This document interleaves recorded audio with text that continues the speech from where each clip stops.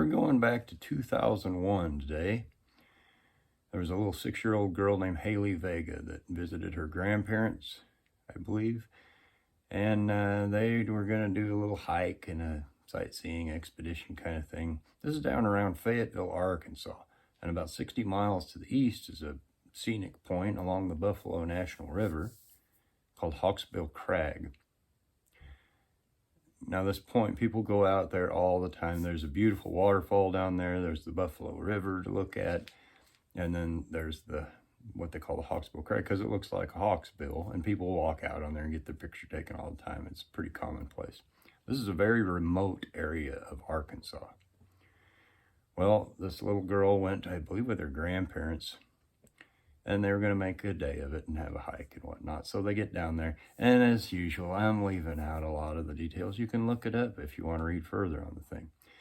We're getting to the really interesting parts. Anywho, so they go for the hike. And apparently there was a squabble with the little girl. I mean, she's 6 and she's going on a fairly lengthy hike. The grandparents wanted to get back to a cabin to have some lunch. And I think they had some other sightseeing doodads that they wanted to do. Everything was kind of timed out through the day. Well, the little girl wanted to go down and see the waterfall. And they didn't have time for it. And they're wanting to leave. And the little girl, she's 6, and she's throwing a little hissy fit. And she's not coming. She's not walking back with the grandparents to go on to the next thing, which is eating lunch, and on through the day. So they kind of go back and forth, and she's throwing a little temper tantrum. She plants her butt down and says, I'm not going. Well, the grandparents kind of walk off, and I've done this with my own kids, namely my daughter.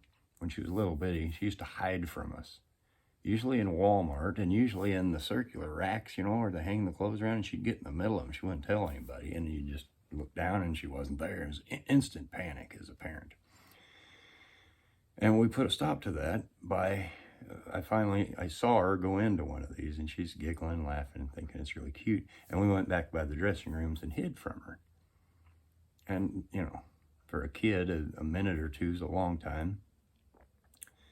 And she got nervous, and she came out of the clothes rack, and she's looking, and Mom and Dad are nowhere to be found now. And it's panic and tears and boo-hoo-hoo, and then, of course, we came out and got her.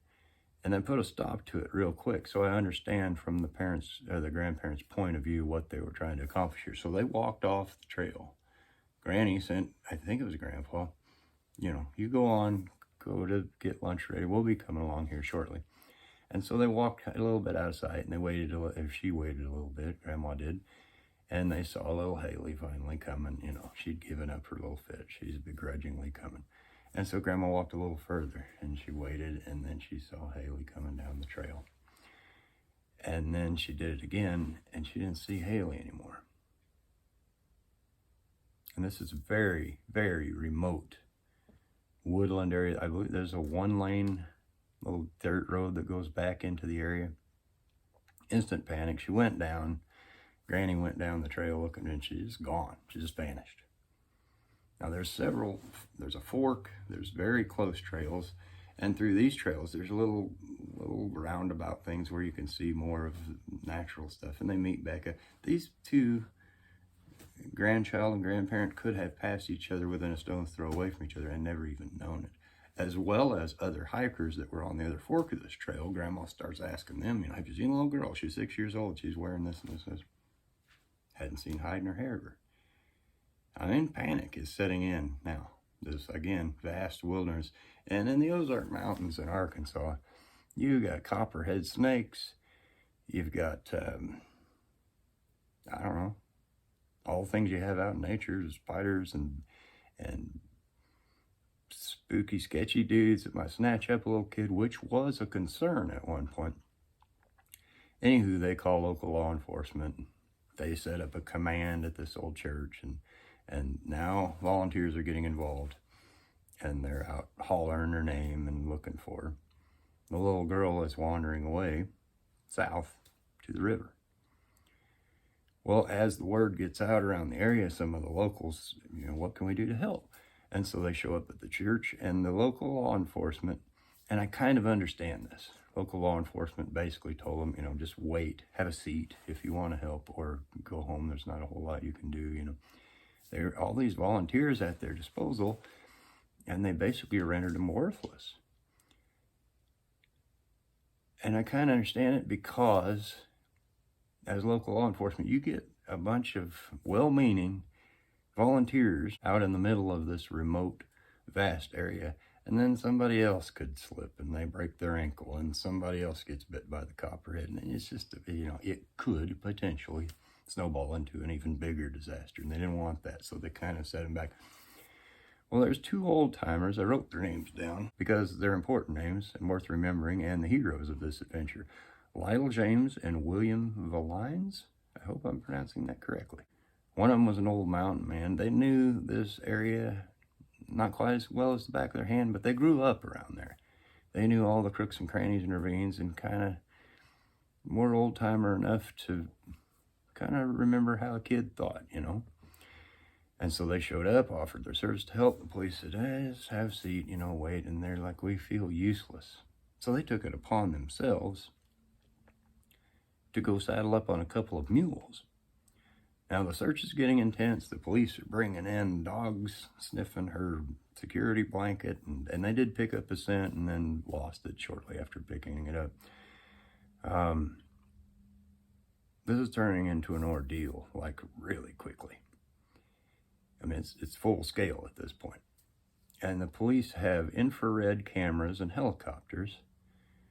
And based on her personality, they thought she wouldn't go far. She's going to get a little bit and she's going to get scared and she's just going to stay put. Well, the two men, aforementioned fellas, they were like, I think we ought to go, she's probably going to go down to the river. And the police basically told her if she wouldn't have gone down there, for starters, and if she did, she's probably dead. Either way, you got to find the body. Well, like I said, these two fellows mounted up on mules, took it upon themselves, and they did search. And before they left, they loaded up a bunch of snacks, granola bars and pudding cups and Diet Coke, oddly, but that's probably what they had on hand. But they threw that in little saddlebags, took out on the mules. Police are flying choppers. They're looking, this and that.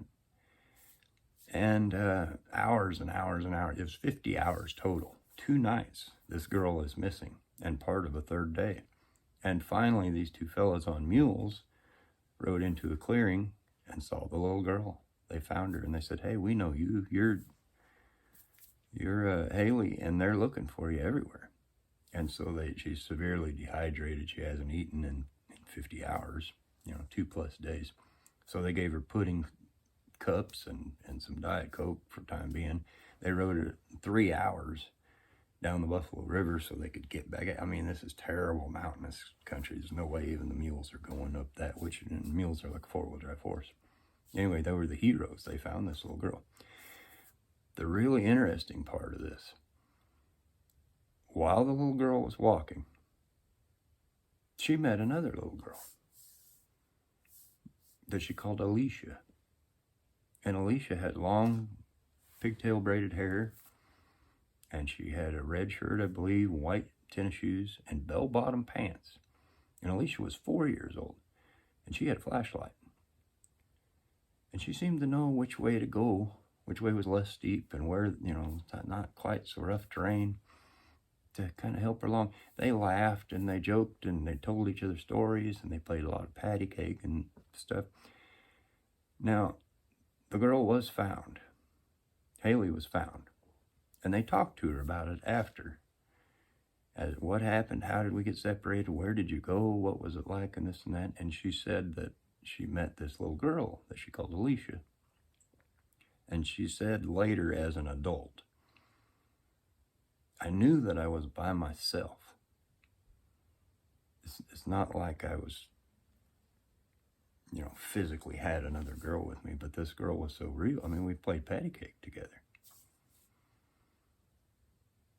If we zoom back to 1978, there was a cult that started out around Rogers, Arkansas, then went to Fayetteville, Arkansas, and eventually ended up in the Hawksbill Crag area.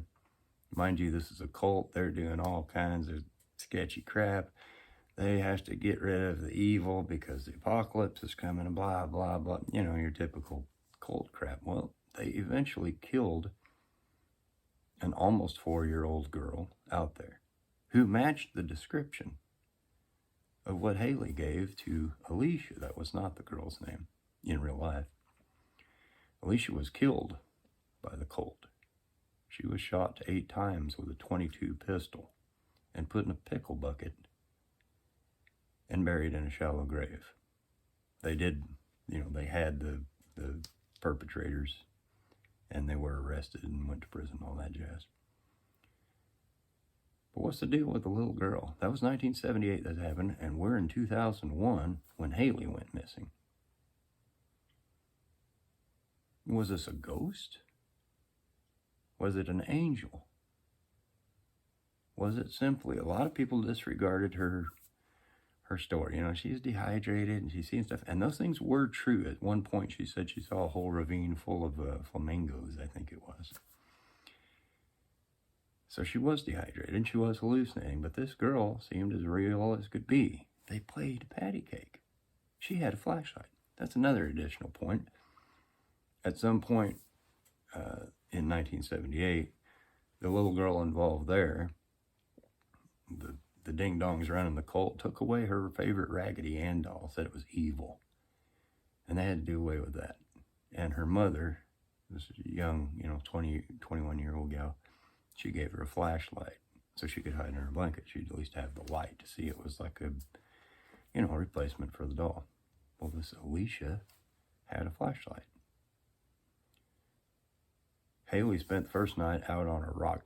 The first further interesting thing was that she knew that there were helicopters flying around. She didn't know if they were looking for her or not, but she felt she needed to be seen. So she's throwing handfuls of sand up in the air, dust and rocks, shouting at them. And the first night she slept on a rock in the center of the Buffalo River, figuring if they're flying by and looking for her, they'll surely see her on a rock. She needed to be out where she could be seen. They did fly over, they never saw her. The second night, she holed up in a little cave. It wasn't really a cave, but a little hole, like the Ozarks are full of, kind of back in a hill. And then the third day, she's found. Still doesn't explain the little girl that helped her, that she called Alicia. Now, Haley is a grown woman now. I think she graduated from college not long ago. And she said she's very thankful, of course, that everybody that was involved, all the volunteers, and of course the 2 men, Mr. Lyons and Mr. James, that rescued her. Very incredibly thankful. Of course, it saved her life. She had the foresight to get down to the river, figuring that where there's a river, if she followed eventually, she would come to a store and she could go in there and just ask for help, tell her to call her parents or something. At 6 years old, that's pretty astute. Of course, it never got that far. So what was the deal with the little girl? Was she a ghost? Was she an angel? Does it matter? How do we know? And why is it so important? I think it's very important. Weird things can happen sometimes, especially out in the wilderness, and isn't that interesting?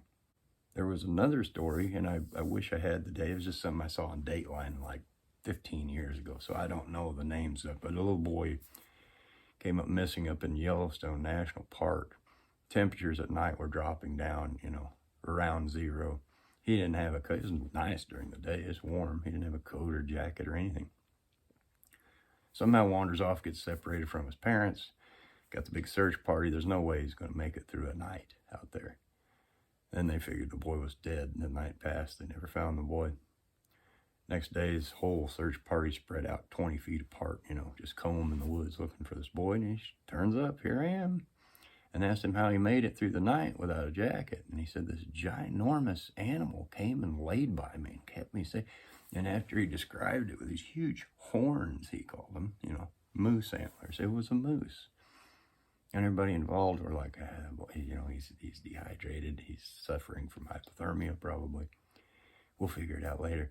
Well, some of the trackers went out and looked around, and they found where the boy bedded down, and they found a moose imprint and droppings that surrounded the boy. So the kid had, in fact, been bedded down.